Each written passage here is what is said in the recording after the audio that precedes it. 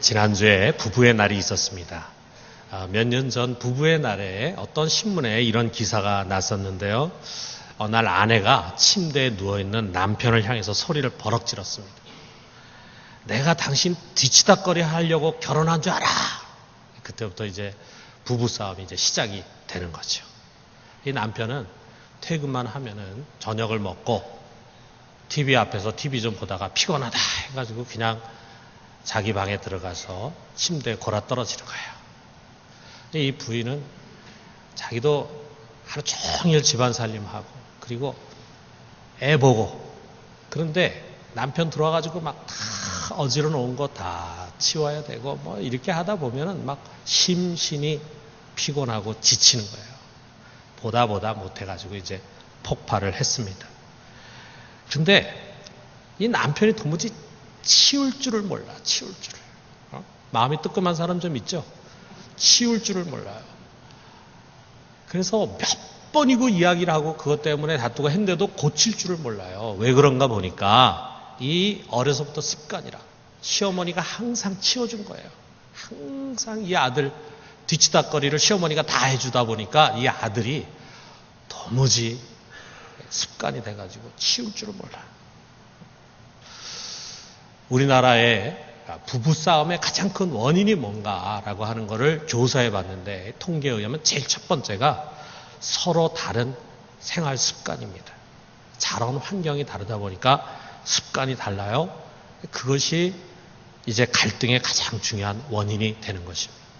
분명히 한 지붕 아래 살고 같이 몸을 섞어 사는 부부인데도 불구하고 그렇게 다를 수가 없어요. 그래서 존 그레이가 그 책을 썼잖아요. 화성에서 온 남자, 금성에서 온 여자. 너무 달라요. 요즘은 또 화성에서 온 부모, 금성에서 온 자녀. 또 이렇게 이야기를 합니다. 부모와 자녀가 너무 달라요. 생각이. 서로 이해를 못하니까 대화가 안 돼요. 자, 이제 우리가 오늘을 마지막으로 이제 가정의 달을 보내게 되는데 참 이렇게 서로 다른 가족 구성원들이 한 지붕 아래서 참 화목한 가정, 하나가 되는 가정을 세우는 것이 결코 쉽지 않다는 것. 우리가 이상적인 가정에 대한 이야기는 많이 얘기하지만 우리 현실은 그렇게 녹록하지 않다는 것을 우리가 잘 알고 있습니다. 그래서 그러고 보면 가정뿐이 아니에요. 조금만 주위를 둘러보면은 정말 이해하기 어려운 사람들 투성입니다. 성격도 다르고 사고방식 다른 사람들이 우리 주위에 너무 많아요. 예절이나 관습이 서로 다르기 때문에 오해를 삽니다. 심지어는 이념이 달라요. 대통령이 흘린 눈물을 가지고도 서로 보는 각도와 해석이 그렇게 다를 수가 없어요. 이게 우리 사회입니다. 거기다가 이제 우리 대한민국은 우리끼리만 우리 단일 민족으로 단일 문화를 가지고 우리끼리만 사는 사회가 더 이상 아닙니다. 이제 2만 5천 명이 넘는 세터민들이 있죠. 탈북자들이 있죠. 또 거기다가 외국인이 150만이 넘어섰습니다. 이제 다양한 언어, 다양한 문화와 이념들이 뒤섞여서 사는 다문화 사회가 되었어요. 이렇게 여러 우리와는 굉장히 다른 사람들이 서로 모여서 살아가는데 그 속에서 어떻게 우리가 하모니를 이루며 살아가야 될까? 하모니를 이루지 못하면은 우리가 힘들어요, 서로.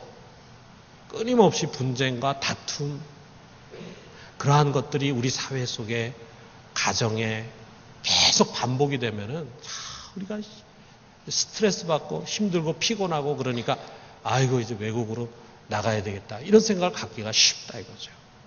우리가 어떻게 하면은 서로 공존하면서 더불어 사는 사회가 될까?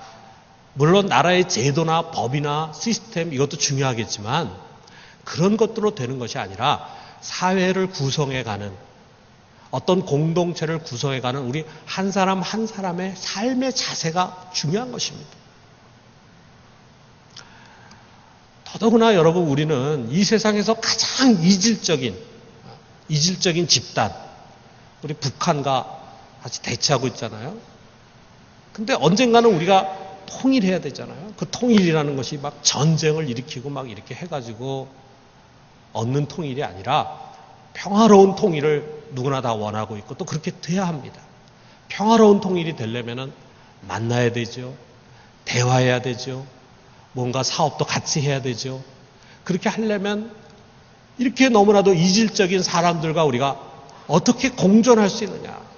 그 사람들도 변해야 되겠지만 그런 사람들을 이해하고 수용할 수 있도록 우리 그릇도 넓어져야 돼요. 우린 그것을 통해서 반드시 통일 한국을 이뤄야 할 그런 시대적인 사명을 갖고 살아가는 사람들입니다. 참 이 모든 것들이 우리 시대의 중요한 문제들이에요. 그런데 저는 감히 이런 모든 문제 해결의 열쇠를 교회가 갖고 있다. 이렇게 말하고 싶습니다. 세상이 인정하건 인정하지 않건 지금 교회를 어떻게 생각하건 어떻게 비난하건 간에 이 교회는 세상 속에 하나님이 세우신 하나님 나라의 거점이에요. 교회는 하나님의 신비한 몸입니다. 교회가 진정 하나님의 말씀의 본질에 바르게 설 때 교회는 세상을 변화시키는 힘이 있어요. 그것이 우리 2000년 기독교 역사에서 증명하고 있어요. 교회가 하나님의 말씀에 바르게 설 때 그 사회를 변화시키더라 이거죠. 왜곡되고 혼란스럽고 갈등이 많은 그 사회를 바르게 세워나가더라 이거죠. 왜 우리 시대에 우리 한국의 교회가 그것을 할 수 없습니까? 저는 할 수 있다고 생각합니다. 또 그렇게 해야 된다고 생각합니다. 그런 점에서 우리가 오늘 말씀의 본질로 좀 돌아가요. 그 말씀의 본질이 뭐냐? 하나됨이라 이거죠. 하나됨. 여러분 이 하나됨이라고 하는 것은 우리 신앙의 변두리 문제가 아닙니다. 하나님의 섭리의 핵심이에요. 하나님이 온 우주를 경영해가는 그래서 그 아들을 보내고 그 아들을 다시 보내는 이 모든 하나님의 구원 계획의 핵심이 바로 하나됨이라고 하는 사실이에요. 우리가 이거를 다시 한번 좀 새롭게 인식해야 합니다. 오늘 성경의 마지막 부분이 그것을 말하고 있잖아요. 6절에 보니까 하나님도 한 분이시니 곧 만유의 아버지시라. 만유에 계시고 만유를 통일하시고 만유 가운데 계시도다. 그는 만유의 아버지다. 모든 만물의 주인이다라고 하는 말씀이죠. 그 모든 만물의 주인 되신 하나님은 한 분이십니다. 한 분. 그렇기 때문에 모든 만유는 그와 하나가 돼야 돼요. 통일이 돼야 돼요. 이것을 위해서 그가 아들을 보내셨어요. 그리고 또 다시 그 아들을 보내시게 되실 것입니다. 이게 하나님의 섭리잖아요. 이게 성경 전체의 역사잖아요. 오늘 이 말씀을 가지고 하나됨 속에 담겨있는 메시지를 우리가 세 가지로 살펴봐요. 첫째로 하나됨은 구원의 본질이다라고 하는 거예요. 여러분 우리가 부르는 하나님이라고 하는 이름을 우리가 생각해봐요. 어떤 사람들은 하나님이라고 하지 말고 하느님으로 해야 된다. 원래 우리 민족이 부르던 이름이 하느님이고 하느님 맞다 이렇게 얘기하는데 하느님 그러면 우리가 갖고 있는 이제 의미는 하늘에 계신 분 이런 의미를 갖겠죠. 하늘의 주인 되시는 분 이런 의미를 갖겠죠. 그것도 뭐 전혀 틀린 건 아니겠죠. 그러나 하나님 할 때는 그 속에 담겨있는 의미는 하나이신 하나님이에요. 우리가 보통 영어로 God이라 그러고 우리 신이라는 말을 쓰는데 전 세계에 보면 신이라는 것을 의미하는 단어들이 있는데 그중에 우리나라처럼 이렇게 하나이신 분이다라고 하는 의미의 이름을 갖고 있는 나라 있을까? 참 너무 귀한 것 같아요. 우리가 하나님이라고 부를 수 있게 됐다는 거. 어떻게 그렇게 부르게 됐는지는 잘 모르겠지만 하나님이라고 부르게 된 거. 참 굉장히 깊은 의미고 성경적 의미라고 생각을 해요. 그런데 그 하나이신 하나님은 성부, 성자, 성령, 삼위로 계십니다. 그래서 여러분 성부 하나님, 성자 하나님, 성령 하나님 서로 구별된 인격체인데 이 서로 구별된 인격이 그 본질이나 본체나 또는 영광이나 능력에 있어서 동일하시다 이거죠. 동등하시다 이거죠. 그렇기 때문에 삼위 하나님은 한 하나님이시다. 그래서 우리가 고백하는 것이 삼위일체 하나님이잖아요. 우리의 이성이나 논리로서는 우리가 잘 이해할 수 없는 신비죠. 그런데 우리 믿는 하나님은 그냥 단순히 한 하나님으로 끝나는 것이 아니라 삼위, 세 인격을 갖고 계신 하나님이라는 사실을 우리가 잊어서는 안 됩니다. 근데 그 하나됨이 어떻게 이루어지는가? 우리가 특별히 요한복음 17장에서 성자 하나님이 성부께 드린 기도의 내용을 엿보면은 그 속에서 그 하나됨을 우리가 이해할 수가 있습니다. 그 중에 일부를 보면은 21절에 요한복음 17장 21절에 보면은 아버지여, 아버지께서 내 안에, 내가 아버지 안에 있는 것 같이 그랬어요. 성부가 성자 안에, 성자가 성부 안에 계십니다. 또 22절에 보면 이는 우리가 하나 된 것 같이 성부와 성자가 하나가 되어 있어요. 또 24절에 보면 아버지께서 창세전에 나를 사랑하심으로 내게 주신 나의 영광을. 여기서 보면 서로 인격이 분명히 구별되어 있잖아요. 사랑하신 분, 사랑을 받으시는 분, 기도하시는 분, 기도를 받으시는 분. 구별이 되어 있음에도 하나를 하나. 우리가 이런 걸 한번 감히 상상해 봐요. 성부, 성자, 성령 하나님이 서로 손을 붙잡고 계세요. 근데 그 속에 어떤 분열이나 또는 차등이나 갈등이라는 것이 전혀 없습니다. 서로가 서로 안에 거하시고 사랑으로 하나로 연결되어 있어요. 우리 하나님 너무 멋있는 분이에요. 완벽한 연합에 완벽한 연합. 이 완벽한 연합을 이루시는 삼위일체 하나님, 우리 하나님. 그 하나님은 자신뿐만이 아니라 자신이 만드신 모든 창조물이 그와 하나가 되고 창조물과 창조물이 서로 하나가 되기를 원하십니다. 모든 사람들이 다 하나가 되기를 원하세요. 그게 하나님의 존재의 속성이에요. 존재의 속성. 그런데 무슨 일이 일어났습니까? 죄가 인간을 통해서 세상에 들어왔어요. 그래가지고 하나님이 지은 창조물을 오염을 시켰어요. 이 죄의 본질이 뭐냐면 이게 나뉘는 거예요. 나뉘는 거. 마귀는 나뉘는 자예요. 디아블로스, 나뉘는 자예요. 분리하는 자예요. 그래서 거룩하신 하나님과 이 창조세계, 인간을 포함한 창조세계 만유가 분리가 됐습니다. 그래서 하나님이 이것을 다시 회복하고 다시 만유를 하나로 통일하시는 그것이 우리 하나님의 궁극적인 목적입니다. 이것을 위해서 먼저 죄의 통로가 된 우리 인간 속에서 죄를 제거하는 일을 하시는 겁니다. 그래서 이것을 먼저 성부 하나님이 계획하셨어요. 그리고 성부 하나님이 계획하신 이것을 성자 하나님이 실행하시는 것입니다. 이것을 실행하기 위해서 성자 하나님은 성부 하나님과 동등됨 취할 것을 여기지 않고 자기를 비워서 종의 형체를 가져서 우리 인간과 같은 모양으로 세상에 오셨어요. 그리고 그 하나님의 계획에 복종을 하시는데 어디까지 복종하셨느냐? 죽기까지 복종하시되 십자가에서 죽으셨습니다. 하나님의 그 계획과 뜻을 이루기 위해서 죽으셨습니다. 그 십자가에서 성자 하나님이 흘리신 거룩하신 피가 엄청난 결과를 일으킨 거예요. 우리 인간의 죄를 없이 하시면서 어떤 결과를 일으켰냐면 하나님과 우리 사이의 원수가 된 것, 그리고 우리가 사람과 사람 사이에 막힌 담을 완전히 제거했어요. 사람의 힘으로는 그걸 제거할 수가 없는데 그리스도의 거룩한 보혈이 그것을 없애버린 것입니다. 이게 바로 에베소서 2장 13절에서 16절에 나와 있는데 여러분 한번 들어보세요. 이제는 전에 멀리 있던 너희가 그리스도 예수 안에서 그리스도의 피로 가까워졌느니라. 그는 우리의 화평이신지라 둘로 하나를 만드사 원수된 것 곧 중간에 막힌 담을 자기 육체로 허시고 또 십자가로 이 둘을 한 몸으로 하나님과 화목하게 하려 하심이라. 원수된 것을 십자가로 소멸하시고. 그러니까 우리가 사람과 사람 사이가 원수가 됐어요. 죄 때문에. 그 사이에 막힌 담을 주님이 무엇으로 허셨냐면 자기 육체로 허셨어요. 십자가의 보혈로 허셨어요. 그리고 난 다음에 이 둘을 하나로 묶어서 이제는 하나님 앞에 나아가 하나님과 우리 인간 사이에 막힌 담을 다 허시고 원수된 것을 없애서 하나가 되게 하신 것입니다. 여러분, 예수 그리스도가 오셔서 십자가에 못 박히신 것은 단순히 우리 각 사람의 영혼을 구원시키려고 한 것만이 아닙니다. 궁극적으로는 나와 너의 관계, 나와 하나님과의 관계, 우리와 하나님과의 관계를 회복시켜서 다시 하나가 되게 하려고 하는 것입니다.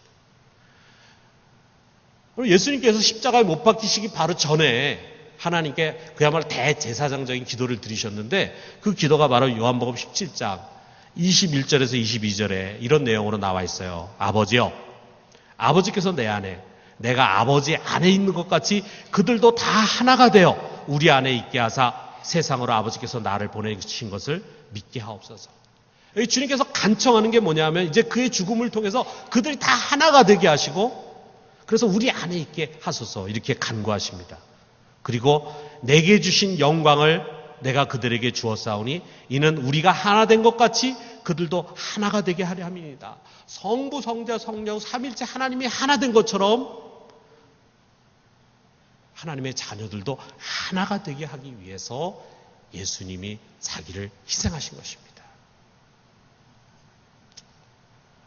그러니까 우리는 그저 한 개인으로 부름받은 것이 아니라 그의 거룩하신 공동체 안으로 부르심을 받은 것입니다. 다시 말하면 하나님과 성도들과 하나 되는 이것이 바로 우리들의 출발점이에요. 그리고 우리를 이렇게 하나로 만들기 위해서 예수님께서 우리와 같은 모습으로 세상에 오시고 그리고 십자가에 못 박혀 죽으시고 피를 흘리신 것입니다.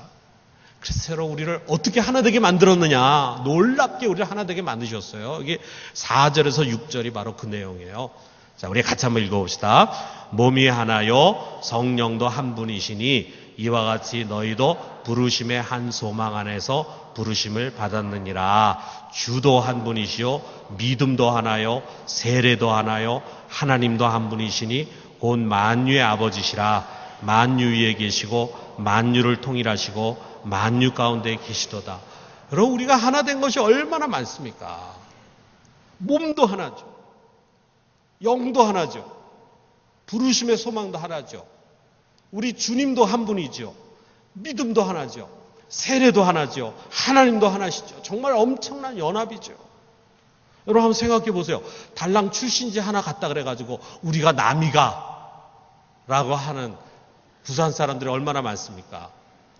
우리가 남이 아닌 이유는 하나밖에 없어요. 여기 부산에서 같이 태어났다는 거, 부산에 살고 있다는 거, 그거 하나 가지고 우리가 남이가 이럽니다. 그럼 우리가 그걸 생각하면은 진짜 여러분 우리가 남입니까? 우리가 한번 생각해 보세요. 그냥 출신지 하나 같은 정도가 아니에요. 여기 보면은 우리는 정말 하나일 수밖에 없고 모든 것이 다 하나인 그런 존재들이 됐다 이거예요. 여러분 우리가 그냥 오가다가 교회에서 만나서 서로 얘기 나누다 보니까 서로 뜻이 맞고 생각이 맞고 뭔가 나하고 취향이 맞아 우리가 하나 되는 거 아닙니다. 여러분 여기서 이게 하나 되는 것은 우리의 의지로 되는 것이 아니에요. 이거는 오직 거룩한 성령이 우리를 하나 되게 하신 거예요. 성령이 그리스도의 피로써 우리를 하나님의 거룩한 공동체 몸 안에 부르셔서 우리를 하나로 묶어요. 하나 되게 하신 거예요. 그래서 성령이 우리를 하나 되게 하셨는데 우리가 이거를 나눌 수 있겠어요? 여러분 이게 바로 구원입니다. 이게 바로 거듭남입니다. 여러분 거듭남이라는 게 나 혼자 그저 옛사람 벗어버리고 새 사람으로 태어나는 그런 수준으로만 생각하면 안 돼요. 우리가 하나 된 몸으로 다시 하나님의 거룩한 공동체 안에 들어오게 됐다는 이것이 바로 구원이고 거듭남이에요. 그래서 두 번째로 하나 되면 성화의 본질이다라고 하는 거예요. 그러므로 여러분 이제 우리가 구원받은 자로서 여러분과 나에게 주어진 중요한 신앙의 과제가 있어요. 진짜 중요한 신앙의 과제. 이걸 우리가 오늘 우리 뼛속 깊은 곳에 담아야 됩니다. 그게 뭐냐? 우리 오늘 읽은 이 성경의 1절부터 3절까지예요. 우리 같이 한번 읽어봅시다. 너희가 부르심을 받은 일에 합당하게 행하여 모든 겸손과 온유로 하고 오래 참음으로 사랑 가운데서 서로 용납하고 평안에 매는 줄로 성령이 하나 되게 하신 것을 힘써 지켜라. 성령이 우리를 하나 되게 하셨는데 이거를 힘써 우리가 지켜가야 된다. 왜 힘써 우리가 지켜야 되는가? 여러분 너희가 하나 되라 이렇게 말씀하지 않아요. 우리는 하나 될 힘이 없어요. 우리들 사이에 맡긴 담을 스스로 헐 수 있는 능력이 없습니다. 이것은 오직 그리스도의 보혈로 성령이 하시는 일이에요. 성령이 하신 그 일, 이제 그것을 지켜라라는 명령어를 씁니다. 명령어 쓴다면 우리가 노력해야 돼. 노력해. 우리의 의지와 힘을 가지고 노력해서 해야 됩니다.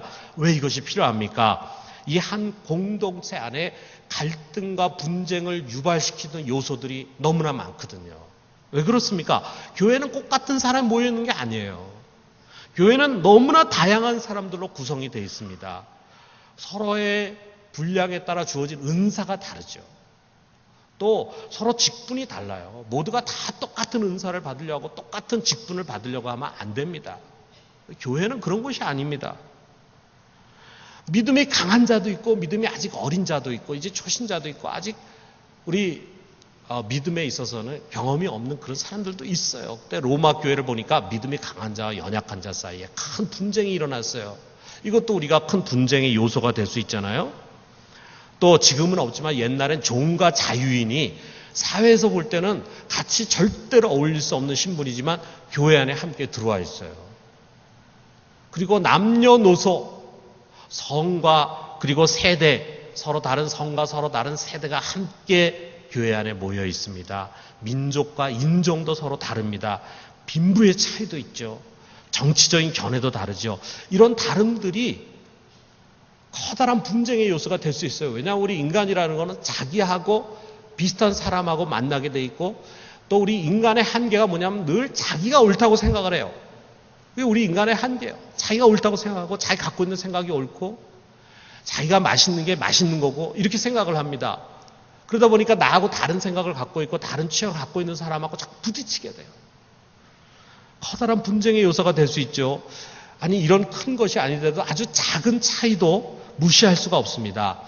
똑같은 어떤 사안을 바라보는 시각이 달라요. 또 동일한 일에 반응하는 온도가 달라요. 또 작은 행정적인 절차에 대한 서로 다른 생각이 큰 갈등을 야기할 수도 있습니다. 그렇습니다. 여러분, 교회는 이런 다양한 사람들이 모여 있는 곳입니다. 그렇기 때문에 하나됨을 지키기 위해서는 우리가 많은 노력이 필요해요. 어떤 노력이 있어야 됩니까? 여기 나오죠. 모든 겸손, 온유, 오래 참음, 사랑 가운데 용납하고 평안에 매는 줄로 하나가 되라는 거. 자, 우리 성도 한 사람 한 사람이 바로 이런 덕목을 추구해야 합니다. 겸손해야 되고 온유해야 되고 인내해야 되고 사랑해야 되고 용납해야 되고 평안 가운데 거해야 돼요. 이런 걸 서로 노력해야 돼요. 이게 바로 여러분 성화의 과정이에요. 구원받은 사람은 그 다음에 성화의 과정을 거쳐가잖아요. 근데 우리가 이 성화를 너무 개인적인 것으로만 이해하려고 합니다. 하나님과 나의 관계에 있어서 내 인격이 변화되고 성장해 가는 것만 우리가 생각하려고 하기 쉽습니다. 그런데 우리 생각의 전환이 필요해요. 여러분, 우리 각 사람이 겸손해야 합니다. 온유해야 되고 인내를 가져야 되고 사랑해야 되고 평안의 사람이 돼야 됩니다. 왜 그렇습니까? 우리가 하나 된 것, 성령이 우리를 하나 되게 하신 이것을 잘 지켜나가기 위해서 이게 필요하다 이거예요. 나 개인을 위해서가 아니라 우리 공동체를 잘 지켜나가기 위해서 이게 필요하다 이거예요. 그러니까 여러분, 우리 신앙 속에 이 연대감이라는 게 얼마나 중요해요. 근데 우리가 이 연대감을 잃어버린 생각을 가지니까 전부 신앙을 개인화시켜버리고 말았어요. 여러분, 우리가 한번 생각해봐요. 여기 성경에서 가르친 것과 반대 방향으로 우리가 해보세요. 잘난 체하고 교만해보세요. 참지 못하고 벌컥벌컥 혈기를 내보세요. 자꾸 싸우려고 해보세요. 어떻게 됩니까? 공동체가 여지없이 깨어져 나갑니다. 그러면 우리를 하나 되게 하신 성령을 근심시키는 거예요. 여러분, 지금 성령이 얼마나 근심하고 탄식하겠습니까? 여기저기서 교회의 갈등과 깨어짐과 성도들 간의 다툼이 얼마나 많습니까? 지금도 말할 수 없는 탄식으로 성령이 우리 속에서 기도를 하고 있습니다. 이 성령을 우리가 좀 기쁘게 하자, 기쁘게 하자. 어떻게 할 때 성령이 기쁘게 하는가? 반대로 하는 거죠. 여기 예배드리는 우리 모두가 평안에 매는 줄로 연결되어 있을 때 성령이 기뻐하세요. 여기 앉아있는 우리가 그저 각자 하나님만을 바라보고 앉아있는 것이 아니라 서로 옆에 있는 성도들과 연대감을 느낄 때 우리는 하나다 라고 하는 연대감, 성령이 우리를 하나 되게 하셨다. 그럴 때 우리는 이 하나됨을 잘 지켜야 된다라는 그런 연대감을 강하게 느낄 때 성령이 기뻐하십니다. 이 평안에 매는 줄은 샬롬의 악수예요, 악수. 그래서 여러분, 옆 사람과 우리는 성령 안에서 하나입니다. 성령 안에서 하나입니다 하면서 악수를 한번 해보세요. 악수 한번 하면서 우리 성령 안에서 하나입니다 한번 해보세요. 하나입니다. 그 하나다라고 하는 말에 담겨있는 의미가 굉장히 깊어요, 여러분. 아까 우리가 4절에서 6절에 그 내용을 읽었어요. 하나예요. 어떻게 보면은 우리 혈육, 가족보다도 우리는 더 끈끈한 연대감을 갖고 있는 한 몸입니다. 여러분, 마음으로 미워하는 성도가 있으면은요, 샬롬의 악수를 꼭 해야 합니다. 성령의 하나됨을 지켜나가려고 하는 그런 노력에서 우리가 성화돼 가는 것입니다. 만일 교회가 이처럼 하나됨을 구원과 성화의 중심으로 가르쳤다면 지금 이런 모습을 갖지 않았을 거예요. 이처럼 분열과 분리를 밥 먹듯이 하는 교회가 되지 않았을 것입니다. 교회가 사회 통합이 아닌 사회 분열에 서 있는 그런 어처구니 없는 일들 일어나지 않았을 것입니다. 우리는 다시 진정한 복음의 중심으로 돌아와야 합니다. 그래서 우리 마지막으로 하나됨은 세상의 평화를 만든다라고 하는 거예요. 여러분, 필립 얀시라는 사람이 있습니다. 이 사람이 쓴 글 참 재미있어요. 글을 너무 잘 씁니다. 여러분 아마 많이 읽어봤을 거예요. 그 책 중에 교회, 나의 고민, 나의 사랑이라고 하는 책이 있는데, 이 필립 얀시는 모태신앙이에요. 어려서부터는 우리가 늘 그랬듯이 교회 생활 열심히 하고 그렇게 했는데, 이제 청년기에 들어서면서부터 회의에 사로잡혔어요. 자기가 생각하는 교회가 아니야. 그래서 교회를 잊고 방황하다가 시카고에 있는 러셀 스트리트 교회라고 하는 교회에 정착을 합니다. 그 교회에 대한 이야기를 많이 하는데, 그 교회는 한마디로 성숙한 교회예요. 어떤 의미에서 성숙했느냐? 다양한 사람들이 모여서 공존하는 교회라 이거죠. 다양한 사람들이 모여서 공존해. 근데 거기 시카고에 잘 사는 지역이 있고 좀 못 사는 지역인데, 아마 그 교회가 그 가운데 있었던 것 같아요. 그래서 그 교회 안에는 부자들도 많이 있지만 가난한 사람도 많이 있어요.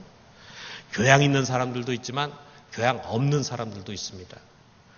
좀 주책스러운 사람도 있다 이거죠.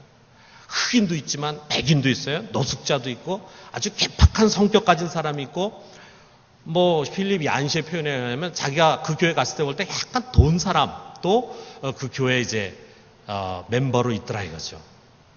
근데 이런 사람들이 어떻게 보면은 이렇게 눈살을 찌푸리게 하는 그런 행동들이 있음에도 불구하고 그 교회 교인들은 그것을 다 수용해주고 그러면서 하나의 공동체를 유지해 가고 있더라는 거죠. 이 교회 성숙합니다. 교회 성숙. 성숙하지 못한 교회는 어떤 교회냐면은 자기 마음에 안 드는 모습 보면은 그 사람 내쫓든지 아니면 자기가 뛰쳐나갑니다. 아우, 저런 사람하고 어떻게 내가 교회에 같이 있어. 그리고 뛰쳐나가요. 그리고 그 교회 가서 또 조금 있다가 보면은 또 눈에 띄거든요. 그럼 또 거기서 또 뛰쳐나가. 이렇게 방랑하는 그런 신앙생활 하는 사람들이 많이 있어요.